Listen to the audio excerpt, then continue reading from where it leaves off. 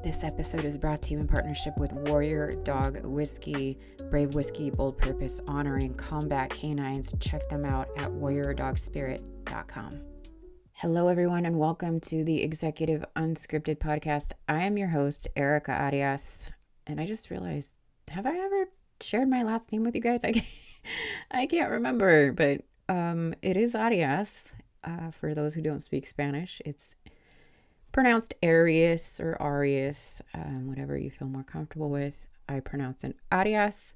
Already going off the rails. That's okay. So, anyway, welcome back to Executive Unscripted. And as you know, I took quite the pivot, and we are going down a very internal route to leadership moving forward. Something I may actually call conscious leadership or internal leadership. Don't know. We'll see how this evolves, but you may have noticed on some of my social posts that I realized something really important lately, and I was so busy emulating leadership models developed for me, in textbook and theory and all those things, and I realized that I was never meant to ascribe to one theory or one style or one method. So I made the bold declaration to stop executing someone else's leadership visions and models, and now I'm on a mission to write my own.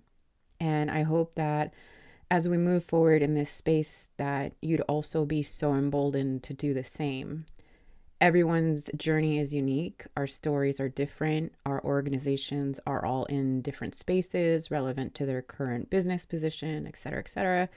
You catch my drift, right? So right now I'm asking, why are we continuing to just take the models and experiences of those prior, or the practices of those in books and leadership schools, and trying so hard to fit into one example of what leadership is supposed to be, or just the general subjectiveness of it all, right? So we're here to buck that system, let's challenge it. And again, the coming episodes are a clear pathway to that potential clarity, the true potentiality of what is inside our mindsets or preconceived notions of leadership, and those who surround us every day at work or in other leadership settings. And so again, I'm not here to talk about their toxic behavior or, things that happen regularly right now. I'm here to talk about the invisible stories that shape how we lead, even when we think we've grown past them.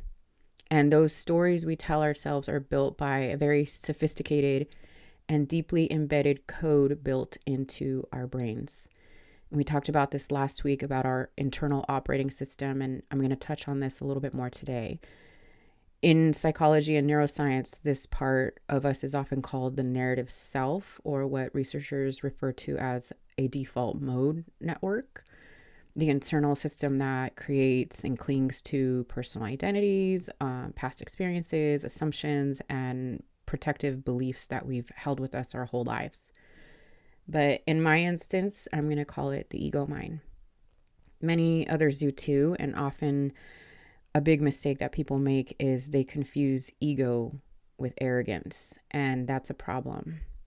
We all operate off of this system, and it's that inner voice in your head. The ego is not arrogance. It's a voice in your head that's always telling you the alleged truth. It is an alleged truth, because this storyteller is always trying to keep you safe. It doesn't care if you grow. It only cares if you survive. So again, ego isn't arrogance. It's a survival mechanism. So I need you right now, at the very core, if you walk away from anything, when you take your earbuds out or you press pause or you don't come back to this episode, whatever, I just need you to understand the difference between arrogance and ego, because it's important. And I can bet my life that you are running on ego mind. Why? Because it's biological and it's fact. We all have an internal survival mechanism. So pretty important, right? And again, that operating system is automatic, and you don't really realize that it's happening. And just because somebody is humble doesn't mean that they're not operating from this mindset or this deeply automatic thought system that runs in their internal operating system. And feel free to dig deeper on this on your own. It's fascinating about the ego mind, if you want to go down that route. But trust me, it's quite interesting. And so today is about the ego mind, the survival narratives we build in our minds that turn into absolute movie scripts. And we end up believing things, and they say and they whisper stuff like, if you're not the expert, you'll be exposed and everybody's going to find out who you really are. Or if you speak up, you're going to get in trouble, or you're going to lose your support. And if you don't do XYZ, everything's going to implode. Your whole life is going to implode. And you're just always waiting for the other shoe to drop. It's automatic. I've said yes to those stories before. I lived in a space of performative leadership and in narratives I no longer believe in. I touched on that last week. But guess who created those narratives? Me. You may argue and say, well, my intuition was right, and this person is always this way, and that always happens that way. Yes, well, your ego mind is also scanning for proof. It's zoned in on its target, found it, and acquired it, just like Barney Stinson on How I Met Your Mother. Challenge accepted. That's what your ego does. Challenge accepted. Because it's going to prove you right just so you can survive. So you can survive the dysfunction. So you can survive the conflict. Your ego mind wants you to be safe. Not right. Safe. And it absolutely does not like expansion, because expansion is out of its realm of safety. And I've learned something so deeply important being in that ego mindset. And when the story isn't yours, when the truths aren't yours, or even if they are, if you're in ego mindset, no amount of success feels like alignment. That is just, it was a huge wake-up call to me. You can have all the accomplishments in the world, and when you're never feeling like you're enough, or doing enough, you're never going to feel like you've accomplished anything. Like you always just have to keep going, doing something more, earning more accolades, etc., etc. So this episode is for anyone who's ever led from that defense and that safety instead of actual clarity. We're unpacking the ego's role in leadership and how your true identity below that and the behavior, and how conscious leadership, and this isn't soft or woo-woo or whatever, and it certainly as hell isn't sexy, but how your identity, your true identity, and why you're in that role or choosing to be in the care of others, why conscious leadership is necessary. It's ugly. The transformation is ugly. Trust me, I've been there, but it's necessary. So let's get into it. I do want to say that your ego isn't necessarily the villain. It's just your nervous system. And it's your nervous system's PR team. It exists to protect the identity you've constructed, especially the one that helped you survive environments where vulnerability wasn't safe. PR teams do what? They preserve and bolster the brand or reputation of an organization. So yes, think of your ego as your PR team. But here's the catch. The ego leads with developed stories, not tangible truths. So the stories you develop is what it runs on. And it will feed it back to you over and over and over again until it shows up in your reality. And when the story is outdated, guess what? Your leadership becomes performative. Dr. Dan Siegel calls this the narrative self. More research if you'd like to get into it. Dr. Dan Siegel identified that these structures that shape how we interpret our reality, build memory, and manage our fear is called the narrative self. And this becomes problematic when our leadership is still running on protective stories from 10 years ago, or even worse, when we've outgrown the story, but we still cling to it out of familiarity and justify, I do this because of this incident. It's like bringing up old fights in our relationships, right? Ugh, that's a whole other podcast. But signs the ego is leading, you tend to over explain, you justify small decisions, you over explain your decision making and why you did what you did. You measure success by external approval. We talked about that last week. You react strongly when challenged, especially in public. I've seen that time and time again where volatility just erupts because a simple question was asked. And you confuse being visible, putting yourself out there constantly with really nothing to say, and you confuse that visibility with value because you're desperately trying to be seen. And these are scripts you are unconsciously carrying with you every single day. And what do these ego scripts look like even more? So for starters, let's clarify that these scripts are, again, deeply embedded beliefs about how you see the world, and they often start very early in life. They are shaped by how you were raised, even praised, punished, ignored, or even over-validated. Sometimes people are way overhyped more than they need to be. But that this quietly informs you how you walk into the rooms you lead, manage, or are in the care of.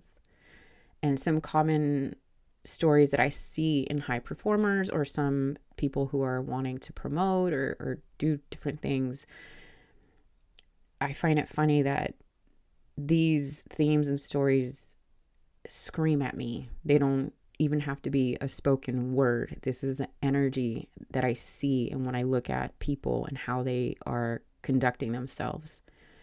And they don't have to say a word. And again, it screams at me. And some of them are, I need to know more than everybody else in this room to be safe. Or it's dangerous to take up any space unless I've learned it more through and through twice over and read it 100 times. If I disagree, I'll lose connection or be cast out. I have to save everyone, or I'm important. Look at me. Look at what I'm saying. And those are the deeply embedded reasons why you're doing what you're doing. And not only are these unconscious automatic stories, they're actually internal contracts your own nervous system holds as truth.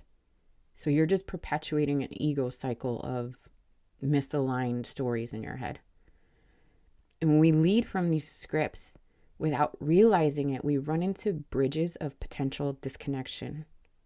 Disconnection with our teams, people in our departments, people everywhere, even our personal relationships. And it trickles into a very basic operational dysfunction. You begin to corrupt the operating system. And it might look like your inability to delegate, or someone giving you feedback and you're hypercritical, or you're threatened by someone more successful than you. You're just never at peace, even if you're winning. And there's that voice holding an internal narrative that creates survival over leading. And that's okay. We're here to disrupt that. We're here to recognize what is truth versus ego.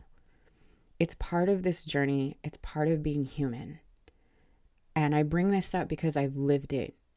And I've lived it in a space where I knew I had to get past the stories and internal narratives that I built if I was going to continue to grow and be successful.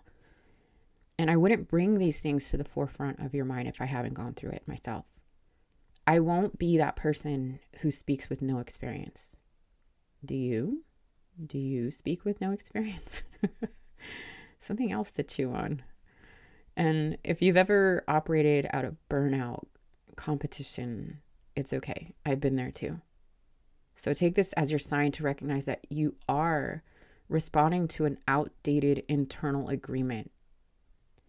To add to this, psychologist Jeffrey Young developed schema theory to explain how early emotional wounds become lifelong filters, and it can show up as an avoidance, over attachment to praise or validation, fear of people losing your teams or losing your allies after feedback, or just straight obsession with performance. In other words, we don't just lead teams from this space. We lead with our unresolved experiences. Until we bring those patterns into awareness, they keep shaping outcomes behind the scenes, and they keep shaping our leadership, and they shape our reality. Isn't it crazy how much of our operations and how much we function internally is at highly internal and psychological? Again, something else to think about. You see how behavioral science is just deeply embedded in running organizations because it's very human based, right? But until we get a grasp on who we are showing up at that space, we're always going to be operating out of ego.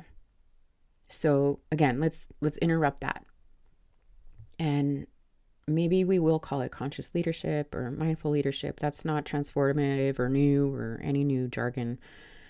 I don't know. Again, in this phase, I don't want to ascribe a label to it. Let's just observe what is possible for the moment when we shut down the ego mind and lead from truth. And I'm not asking you to sit at your desk and hum mantras and be kumbaya and meditate or endlessly self-reflect like you're Buddha or anything like that. This is about owning your internal lens, the glasses you put on to see the world, and how you are functioning from that awareness instead of the autopilot mind, the ego mind. I also need you to understand that leadership is not about perfection. Again, I fell victim to this. I always felt that I had to be perfect to justify my positions and authority, and I always had to show who I really am. And that was an ego script. Let's remember that leadership is deeply human, again. And sometimes it's necessary to step back and lead from awareness and say, I notice I'm triggered, but I'm going to respond in a different way. Or I'm aware that this is my issue, not their issue. And I can lead from not having to know everything. Jim Dethmer, co-founder of the Conscious Leadership Group and author of the 15 Commitments of Conscious Leadership, developed a concept that I really love, and it's called above the line leadership. And it refers to a self-aware, responsive state of leadership grounded in curiosity, ownership, and presence. And Dethmer teaches that leaders are either operating above the line, which is conscious, open, and aware, and learning, or below the line, which is defensive, reactive, and closed. And I'm sure you can immediately pinpoint who has been leading below the line in your life. But the real truth and the real questions here are you leading below the line in reaction to others? And so from this pulse, they lead from intention and not reaction. And they choose awareness even under pressure and continue to make space for that collaboration with others. And they found that connection emerges even deeper with their teams. People begin to buy back into the values and the core values of their organization. I know this is tough for some professions that actually operate in high reactivity and may not always have the ability to exercise these principles, but it's usually in the quiet moments when we're evolving and when we reflect on where we operate and where we show up from in these volatile situations. And we may drop below the above the line leadership often, but the goal is to notice it faster and shift before you react or before the ego has a chance to enact an old story in you or reenact one.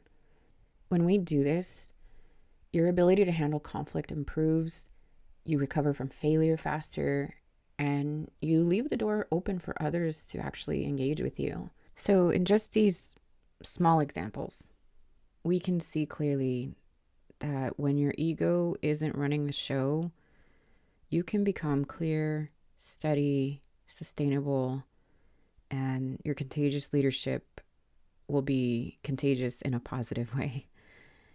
And I'm going to bring a little more tension to this concept because I like doing that. I like creating tension so that you can expand. But you may be in a space where the version of you that succeeded may not be the version that is meant to transform right now. And I think I touched on that last week, but I think it's important to bring it up again. The version of you who brought success, promotions, accolades, degrees, whatever, that might be an old, outdated version of you rooted in ego. And that's okay, because that's the survival that got you to where you are now. But you don't need to stay there in those stories, in that version of leadership. And that's where this internal battle really comes to play. One that I often call identity conflict. Again, it's not transformational verbiage on what we're going through, but it's the part of you that built the brand, won the role, led an important project, led a team. It may also be part of you that fears letting go of that version of you who did all those things. Why? Because sometimes evolution feels like disloyalty to you and your values. Do you ever get that feeling? Like if you change in one way, you feel like you're not being true to yourself, when in fact, you're just being challenged to look at something from a different perspective. If you don't update your internal permission slip to not operate in ego and old stories, and to not ascribe to those same leadership models, you're going to sabotage your next chapter, because your ego is always going to go and look back for old stories to run off of. And it might even look like staying in familiar situations even when they're misaligned. And that's just not Erica's organizational theories or rants. That's even a relationship-based type of story, right? So again, if you don't update your internal permission slip, you're never going to let go of the old leadership models that you once ascribed to. And it's not a sign of weakness. It's just proof that you're growing. And so let's talk about all of it. The gravitational pull that brought you to a space where you're being challenged internally. And now we can clearly see that old stories can hijack our leadership. And I always try to give you an exercise or two to improve on, or to try and improve, or just to ponder or chew on. And I was going to give you a whole list, but I think I want to start very simply right now on how we can interrupt that ego mind, the automatic mind. And I just want you to sit back and identify and name narratives that you once ran on that might be outdated right now. You reflect on what stories you tell about yourself. Do you speak negatively about yourself? Do you always say, God, I'm stupid. This was dumb. Like I'm an idiot. You need to stop that right now.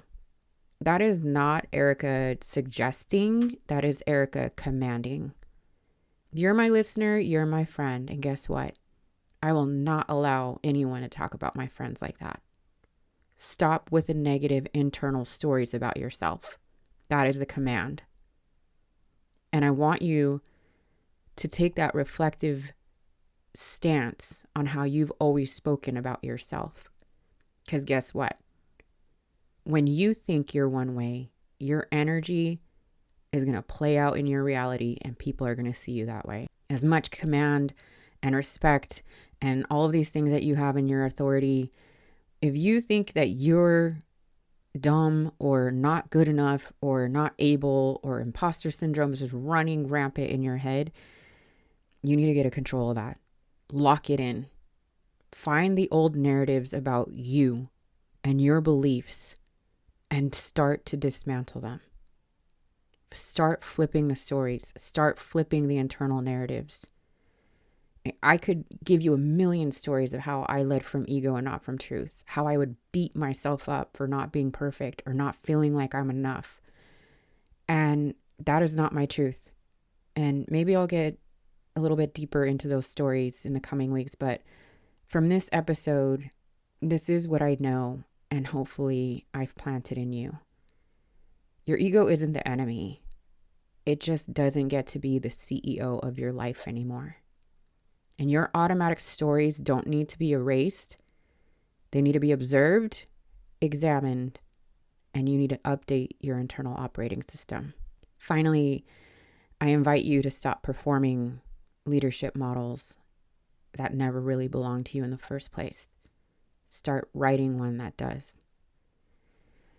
I'm going to leave you there. Ooh, that was intense. My name is Erica Arias. Thank you so much for listening to the Executive Unscripted podcast. And this is the moment where we stop pretending and we start leading. Until next time, keep rewriting your story, keep leading, and always lead unscripted. I'll talk to you next week.